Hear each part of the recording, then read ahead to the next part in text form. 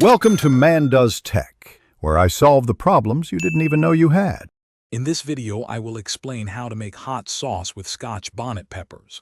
First, gather your ingredients. You'll need about 10 to 12 fresh Scotch bonnet peppers, 2 to 3 cloves of garlic, and 1 small onion.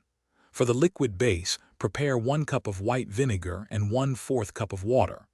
Don't forget 1 tablespoon of salt and 1 teaspoon of sugar to perfectly balance the flavors. Safety first. Always wear gloves when handling Scotch bonnet peppers to avoid skin irritation. Next, carefully remove the stems from all your peppers. Then, roughly chop the peppers, garlic, and onion. If you prefer a milder sauce, you can remove some or all of the seeds, but remember, most of the heat is in the pith and seeds. Now it's time to blend everything together.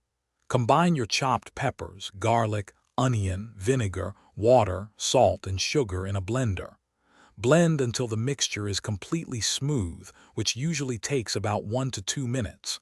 Once blended, pour the mixture into a saucepan. Simmer it on low heat for 15 to 20 minutes, stirring occasionally to prevent sticking.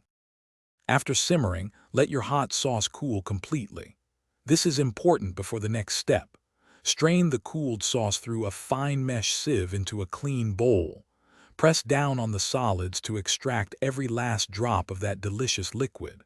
Finally, pour your homemade Scotch bonnet hot sauce into clean, sterilized bottles. It's ready to enjoy. Thanks for watching. If you found this helpful, don't forget to like and subscribe.